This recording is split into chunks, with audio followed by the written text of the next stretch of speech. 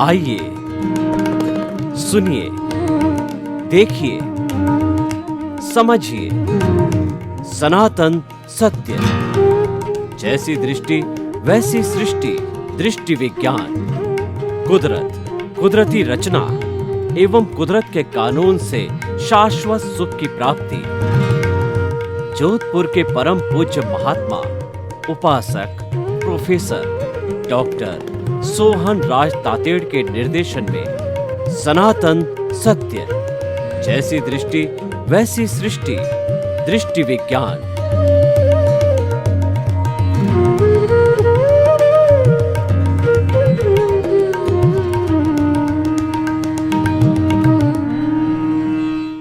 आज का हमारा बहुत सुंदर विषय स्वतंत्रता और प्रतंत्रता। स्वतंत्रता का अर्थ होता है कि व्यक्ति बिना किसी तनाव के वह जो अपनी प्रस्तुति करना चाहता है, जैसा जीवन जीना चाहता है, वह उसके अनुरूप जी सके। स्वतंत्रता का अर्थ स्वच्छंदता नहीं है। स्वच्छंदता को हम मान्य नहीं करते हैं। स्वच्छंदता हमारे सनातन सत्य कार्यक्रम में उसको कोई स्थान नहीं है। मर्यादित रूप से समाज ने जो एथिक्स और नियम बनाए हैं उनकी पालना करके व्यक्ति धार्मिक स्वतंत्रता, बोलने की स्वतंत्रता, जीने की स्वतंत्रता, खाने पीने की स्वतंत्रता और सांस्कृतिक स्वतंत्रता, शैक्षणिक स्वतंत्रता, खासकर से धार्मिक स्वतंत्रता उस व्यक्ति को वह मिलनी चाहिए। देखिए, हम 200 वर्ष तक अंग्रेजों के गुलाम रहे और पूरी गुलामी को देखें तो 800,000 वर्ष तक रहे। शुरू में हम जब आर्यों की संतान हैं तो शक आए, हूण आए, उसके बाद में खिलजी आए, मुगल आए और जो मोहम्मदन लोग आए, डच आए, पुर्तगाली आए और उसके बाद में अंग्रेज लोग आए। ये सभी लोग हमारे यहाँ व्यापार करने के लिए आए थे। भारत एक बड़ा देश शुरू से रहा है, यहाँ पर सभी चीज़ों का कंजम्पशन बहुत था, तो व्यापारिक दृष्टि से लोग यहाँ आए थे। लेकिन उन्होंने हमारे यहाँ की स्थिति को देखा कि यहाँ तो शौर्य वीरता तो बहुत है, पर छोटी छोटी रियासतें हैं, छोटे छोटे जो है एरिया के राजा है, वो आपस में अपने साम्राज्य के लिए या अपनी वीरता के लिए या अपने अहंकार के वशीभूत वो लड़ते हैं।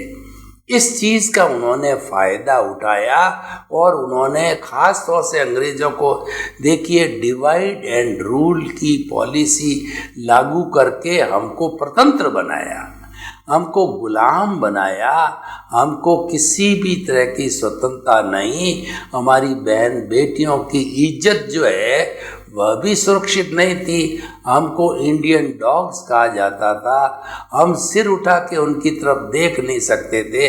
उन्होंने हमारे धार्मिक स्थलों का हनन किया, हमारे मंदिरों को तोड़ा और हमारे यहाँ जो भारत सोने की चिड़िया थी वो लूट के ले गए, क्योंकि हम उनके प्रतंत्र हो गए थे, गुलाम बन गए थे। प्रतंत्रता का अर्थ होता है गुलामी, स्वतंत्रता का अर्थ होता है स्वाभिमान। जब व्यक्ति स्वाभिमान के साथ जीता है तो उसके मन में शांति होती है, उसके मन में गर्व और गौरव की अनुभूति होती है और वो चिंतन करता है कि वह दुनिया की जो विचारधारा चल रही है मैं उसके साथ में जुड़ा हुआ हूँ, मैं भी गतिमान हूँ। प्रतंत्र होने के बाद में कैदी बना दिया जाता है, गुलाम बना दिया जाता है, स्वाभिमान गिर जाता है और व्यक्ति निराश हो जाता है। एक पक्षी है, उसको पिंजरे में अगर बंद कर दिया जाता है तो वह स्वतंत्र हो जाता है, और जब वो जो है आकाश के अंदर बकायदा घूमता है, फिरता है, स्वच्छंद होकर के वो भ्रमण करता है तो स्वतंत्र होता है। एक पशु है, उसको बाड़े में कैद किया जाए, उसको किसी भी खूंटे के बांध दिया जाता है तो वह स्वतंत्रता फील करता है, और किसी व्यक्ति को जब जेल में डाल दिया जाता है तब वह अपने आप को गुलाम कहिए, कैदी कहिए, वह फील करता है। तो ये स्वतंत्रता और प्रतंत्र का हमारे जीवन में बहुत बड़ा मूल्य है। यह मूल्यों की संस्कृति है, तभी हमने यह चिंतन लिया है, ये विचार लिया और ये एपिसोड लिया है कि व्यक्ति को जीवन में हमेशा स्वतंत्रता का अनुभव करना चाहिए, परंतु उसके साथ में एक बड़ी कठोर शर्त है, स्वच्छंदता कहीं पर भी नहीं आनी चाहिए। स्वच्छंदता का अर्थ क्या है कि आपको धार्मिक स्वतंत्रता है कि आप अपने रिचुअल्स आराम से मनाओ, आप अपना जो है वो दशहरा मनाओ, दीपावली मनाओ, रक्षाबंधन मनाओ या कोई भी त्यौहार मनाओ, लेकिन दूसरी जाति का त्यौहार आए तो आप खंडन मंडन करो, उनके साथ लड़ाई करो, झगड़ा करो और विवाद खड़ा करो और उनका तिरस्कार करो। ये स्वच्छंदता है, क्योंकि भारत एक सेक्युलर कंट्री है। यहाँ पर कई तरह के धर्म, संस्कृति, कई रंगों के रंग लोग रहते हैं। इसीलिए कहा गया है भारत के लिए कि यूनिटी अमॉन्ग डाइवर्सिटी। हमारे यहाँ पर इतने मत, इतने मतांतर, इतने धर्म, इतने चिंतन, इतनी जातियाँ, इतने कुल धर्म सभी के होते हुए भी जब मेरा भारत महान और तिरंगा की बात आती है, जय हिंद की बात आती है, हमारे पर कोई आक्रमण बोल देता है, हम सब एक हो जाते हैं। हमने जो चाइना वार को देखा, हमने जो है पाकिस्तान के वार को देखा और हमने कोरोना को भी देखा। जब कभी भी महामारी, तकलीफ और कभी भी सुनामी आया तो हम सब एक हो जाते हैं लोगों के सहयोग करने के लिए, क्योंकि हमारे में भातृत्व है, हमारे में अहिंसा की भावना है, हमारे में करुणा है। भारत एक ऐसा देश है जिसने चला के किसी भी जाति पर आक्रमण नहीं किया। उसने अपने स्वाभिमान को बनाए रखने के लिए मुंह तोड़ जवाब अवश्य दिया है, लेकिन चला कर किसी पर आक्रमण नहीं किया, क्यों? हमारी नीति नहीं है। हमारी नीति निःशस्त्रीकरण की नीति है। हम तो लोगों को ये सबक सिखाने वाले हो कि जखीरे को अलग करो और लोक कल्याण, जन कल्याण और लोक हितार्थ की बात करो। अपना जो फालतू आप 70-75% ये जो बजट खर्च करते हो अपनी सुरक्षा पे, तो आप तो जो है वो अपना लोगों के कल्याण के लिए, भलाई के लिए काम में लो। आज विश्व के अंदर गरीबी क्यों बढ़ रही है? क्योंकि देश का सारा बजट है अपनी सुरक्षा के लिए जल सेना, थल सेना और नभ सेना पर सारा खर्च हो जाता है। तो हमें जो है वो स्वतंत्रता और प्रतंत्रता के मोल को समझना पड़ेगा, तब जाकर के ये सारा बैलेंस आएगा। तो हमने स्वतंत्रता और प्रतंत्रता की बात बहुत की। अब इसको हम दो क्षेत्रों में लागू करते हैं। पहला क्षेत्र तो हमारा जो ये आँखों से दिखाई देने वाला जगत जिसमें कि हम जीते हैं, और दूसरा जगत है जो हमारे भीतर का जगत है जिसमें हम रहते हैं। तो ये रहो भीतर जियो बाहर का फॉर्मूला होता है, और जहाँ पर ये संतुलन होता है वहाँ व्यक्ति मस्त रहता है, वहाँ व्यक्ति जो है संपूर्ण स्वतंत्रता, स्वाभिमान और आनंद की अनुभूति करता है। और जहाँ पर दोनों में से कोई भी डिस्टर्बेंस हो जाती है तो व्यक्ति खिन्न रहता है, अवसाद से भर जाता है, डिप्रेशन से भर जाता है, बीमार हो जाता है। तो हम देखिए, बाहर की स्वतंत्रता किसी को प्रिय नहीं है। कोई भी छोटा से छोटा प्राणी जो कि जीवन धारण करता है, जन्म लेता है, वह मरना नहीं चाहता। एक वायरस भी मरना नहीं चाहता और इस दुनिया के अंदर एक वायरस भी दुख नहीं देखना चाहता। तो कोई मरना नहीं चाहता, दुख नहीं चाहता और हम किसी को क्रिएट नहीं कर सकते, जन्म नहीं दे सकते, क्योंकि सबकी क्रिएटर, ऑपरेटर और डिस्ट्रॉयर कुदरत ही है। वही मालिक है, वही सुप्रीम है। We are the guest of the nature. तो किसी प्राणी को मारने का, हनन करने का, उसकी स्वतंत्रता छीनने का हमको क्या अधिकार है?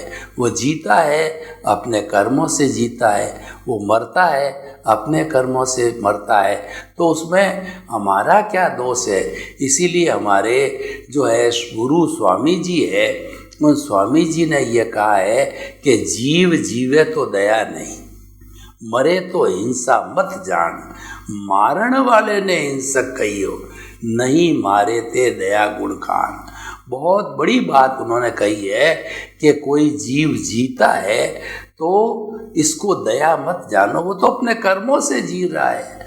और मरे तो हिंसा मत जा, वो अपने आयुष्य कर्म के संपन्न होने पर मरता है। तो आप हिंसा का भार अपने सिर पर मत लो। मारण वाले ने हिंसक कहियो, यानी जो किसी को मारता है, पैर से चींटी को रौंद दिया और जो है कीड़ी नगरा है उसके ऊपर अग्नि डाल दिया, पानी डाल दिया, उसको मालूम पड़ गया कि यहाँ पर कोई न कोई जीव है, तो उसने ध्यान नहीं दिया और उसने जानबूझकर संकल्पपूर्वक उसको मार दिया। संकल्पपूर्वक पानी का ज़्यादा दुरुपयोग किया, अग्नि का ज़्यादा दुरुपयोग किया, वायु का ज़्यादा दुरुपयोग किया। तो ये सारा जो हिंसक वो कहलाता है। हिंसक वह कहलाता है जो संकल्पपूर्वक हिंसा करता है। और उदासीन भाव से कुछ प्राणियों की हिंसा हमारे शरीर और गृहस्थी होने के कारण करनी पड़ती है। कौन कौन से होते हैं? जैसे कि एकेंद्रीय में वनस्पति को देखिए, एकेंद्रीय के अंदर हमारे फूड ग्रेन्स को देखिए, पानी को देखिए और पृथ्वी को खोदने को देखिए, जल और अग्नि को देखिए, वायु को देखिए। बोलते हैं तो जीव मरते हैं, पर हमारी बाध्यता है, हमारी मजबूरी है।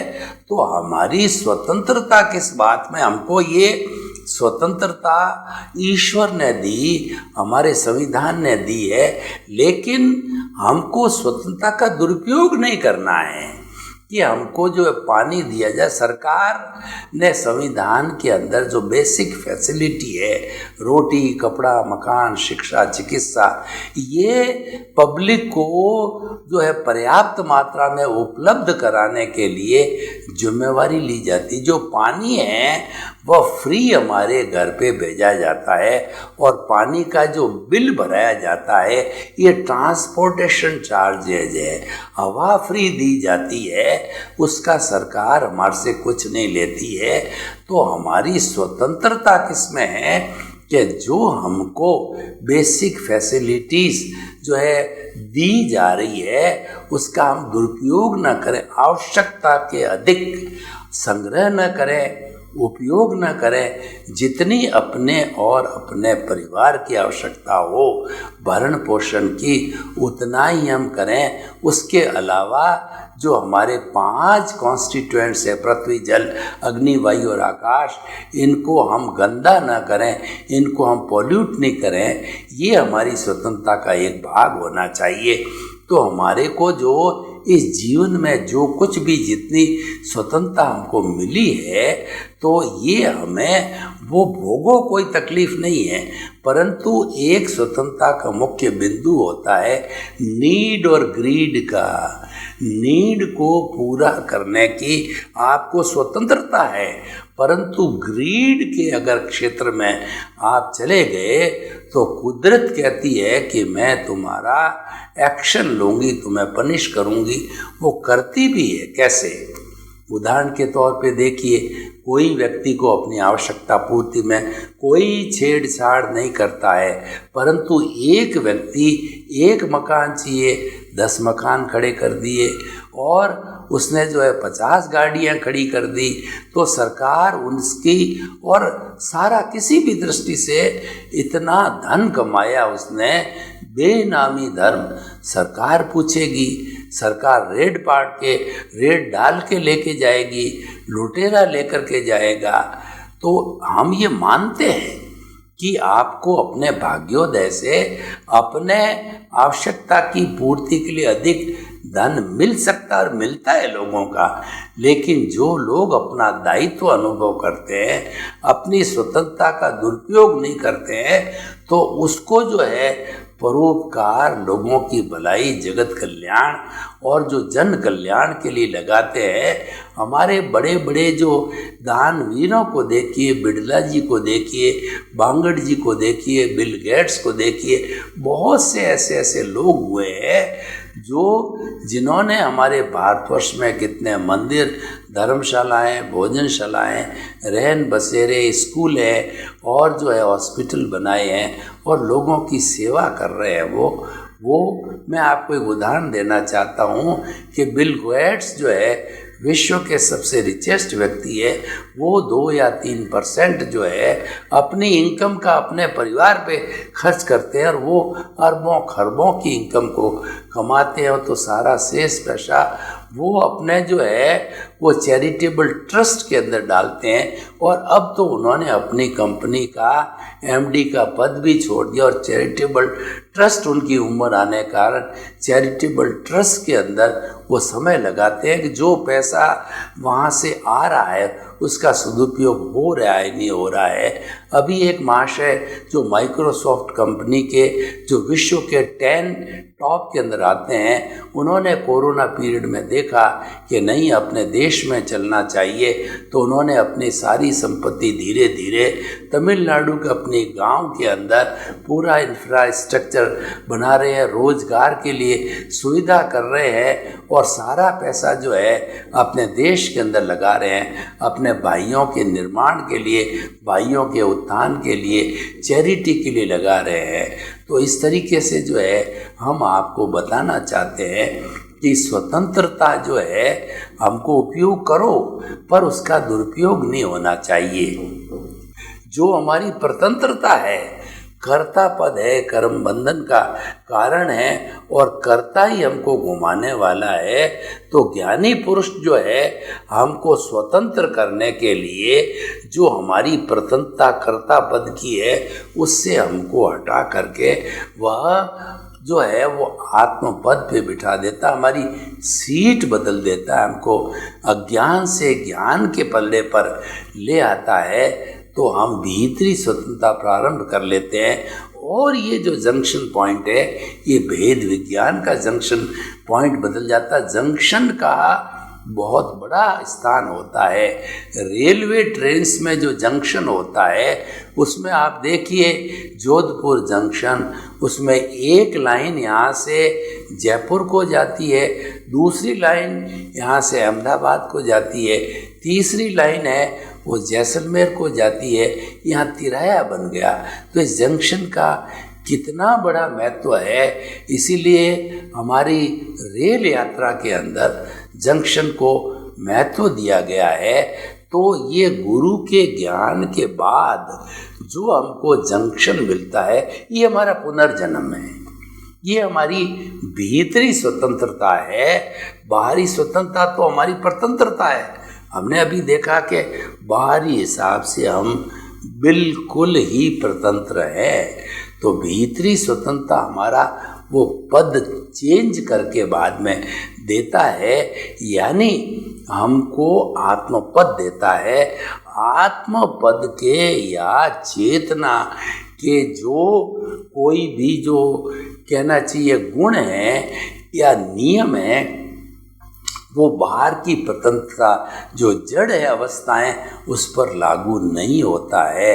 इसीलिए चेतना के नियम जड़ पे लागू नहीं होते, जड़ के नियम चेतन पर लागू नहीं होते हैं। तो दोनों अलग अलग होते हैं और जब हमको चेतन स्वरूप के अवसर पर ले आते हैं तब वैसी स्थिति के अंदर हम स्वतंत्रता से भेद विज्ञान कर लेते हैं कि ये अलग है, मैं अलग हूँ, जड़ अलग, जड़ के नियम अलग, मैं जड़ नहीं हूँ, मैं तो चेतन तत्व हूँ और मैं तो इस जड़ को मात्र देखने वाला, जानने वाला हूँ और ज्ञाता दृष्टा की स्थिति हो जाती है। और दृष्टि विज्ञान का अर्थ होता है जो दृष्टि हमारी नीचे जड़ पदार्थ की ओर जाती है, वो दृष्टि हमने चेतन पदार्थ की ओर कर दी, ऊर्ध्वागमन कर दिया, अधोगमन को रोक लिया, कुंडलिनी जागरण कर दिया, हम सहस्त्र सार की ओर बढ़ते गए, हम जो है वो ज्ञान केंद्र की ओर बढ़ते गए।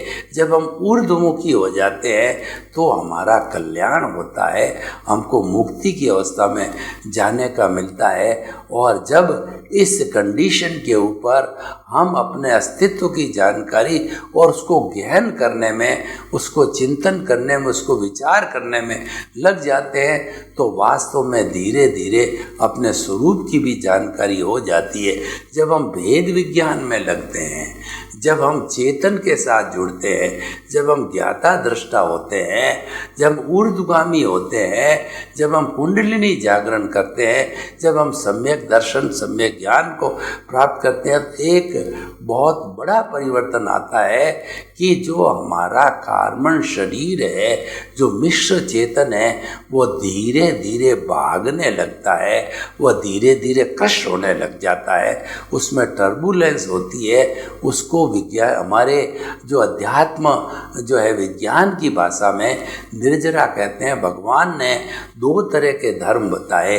एक धर्म तो संवर होता है, यानी जितना जितना पापकारी प्रवृत्ति, अशुभ प्रवृत्ति को हम बंद कर देते हैं, जो कि हमारी मिथ्यात्ववृत्ति, प्रमाद और कषाय, ये जो योग है जिनके द्वारा हमारे कर्म भीतर आते हैं, हमने उस रास्ते को, उस पाइप को, उस दरवाजे को बंद कर दिया तो भीतर नया कर्मों का बंधन रुक गया। ज्ञान लेने के बाद क्या होता है? यही तो होता है कि गुरु हमेशा हमेशा के लिए हमारा अज्ञान रूपी जो आर्शव का द्वार है, जो आने का जो पाइप है, उसको सीमेंटेड कर देते हैं, हमारे अनंतानुबंधी कषाय को भस्मीभूत कर देते हैं। तो अब वो संवर की स्थिति ले आते हैं। तो हमारे भीतर जो जन्म जन्मांतर से जो बर्फ की सीला की तरह जो इकट्ठा हुआ जो है हमारे कर्म शरीर है, वह धीरे धीरे धुलने लगता है, धुनने लगता है, क्योंकि हमारी दिशा बदल गई, दृष्टि बदल गई, हमको दृष्टि विज्ञान हो गया, हमको रियल पुरुषार्थ मिल गया। इतने समय तक जन्म जन्मांतर में हम रिलेटिव पुरुषार्थ कर रहे थे, हम कोलू के बैल की तरह घूम रहे थे, हम जो यही समझ रहे थे कि हम तो यात्रा कर रहे हैं, लेकिन आँख के अज्ञान रूपी आँख के पट्टी बंधी हुई थी। उसके बाद में ज्ञानी पुरुष और गुरु के आने का आँख की पट्टी खुली, तो हमको मालूम पड़ा कि अब हम जो है आगे बढ़ रहे हैं। तो हम बढ़ते बढ़ते अपने स्वरूप की जब हमने जानकारी प्रारंभ कर ली, तो हमारे संवर के साथ के अंदर हमारा कषाय कर्म शरीर है वो धुलता गया, कम होता गया। क्रोध, अहंकार, माया, लोभ है वो साफ होते गए और शुद्धता की स्थिति आती गई।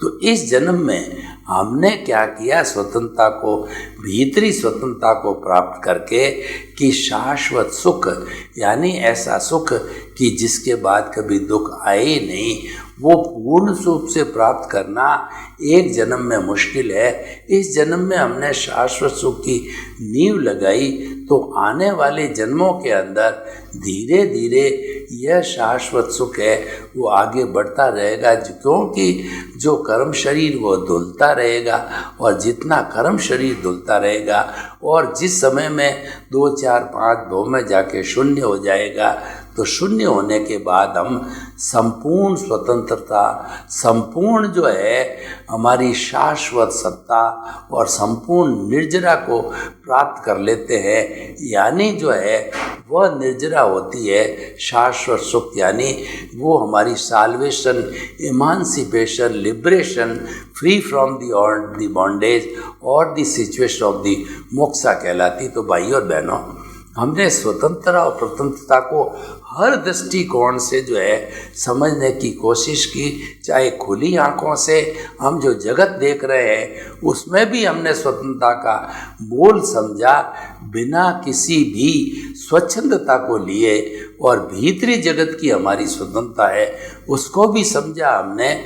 और उस भीतरी जगत की स्वतंत्रता के साथ के अंदर हमने हमारे गुरु का सहयोग लिया, क्योंकि ज्ञान गुरु बिना नहीं मिलता है। जब ज्ञान मिल गया तो हमें एक रास्ता मिल गया, हमारी दिशा बदल गई, उसको हम दृष्टि विज्ञान कहते हैं। इस तरीके से हमने संभाव, दृष्टि विज्ञान, इन सब को, ज्ञान को लिया और इन सब को साथ में लेकर के, और जब ज्ञान की प्राप्ति की हमने, तब हमारी जो मुख्य जो हमारा अस्तित्व, उससे जो भाव, सत्ता, प्रज्ञा मिली, इन सब की मदद से हमने भीतरी स्वतंत्रता से शाश्वत सुख की नींव लगाई। सर्वे भवन्तु सुखिनः, सर्वे सन्तु निरामया। लोक के सब जीवों को सुख मिले, शांति मिले, आनंद मिले, प्रेम मिले, और सबके प्रति हम भाईचारे की भावना रखते हुए शांतिपूर्ण सहस्थिति सभी जीवन यापन करके जो है सिद्ध बुद्ध मुक्त बने। आपके प्रति मंगल भाव।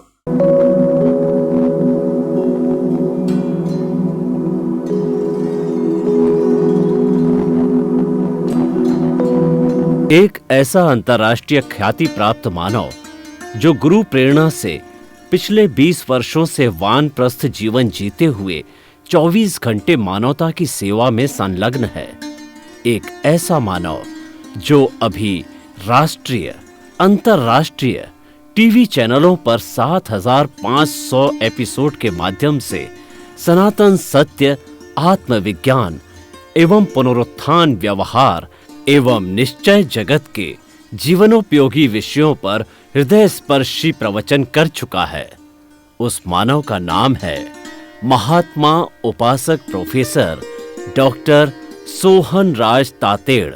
प्रोफेसर तातेड़ द्वारा योग, दर्शन, शिक्षा विषयों पर रचित पीएचडी स्तर के 250 शोध ग्रंथ भारत के 100 प्रतिष्ठित विश्वविद्यालयों में शोधार्थी पढ़ रहे हैं, तथा वे सभी शोध ग्रंथ वहां की सेंट्रल लाइब्रेरियों में उपलब्ध हैं।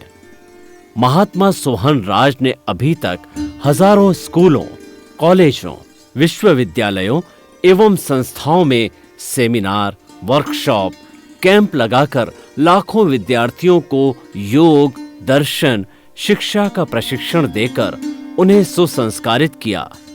डॉक्टर तातेड़ ने भारतीय संस्कृति उत्थान के 4000 से अधिक समसामयिक विषयों पर आर्टिकल लिखकर ऑनलाइन जर्नल, पत्रिकाओं, वेबसाइट्स पर प्रकाशित किया, जिसका उपयोग लाखों पाठक कर रहे हैं। उपासक तातेड़ के 5000 से अधिक आज का सुविचार, आज का शुभ संदेश, आज का मंगल भावना योग आदि चिंतन websites, Twitter, blogger, Facebook, YouTube माध्यमों से लाखों लोग अपना जीवन निर्माण कर रहे हैं।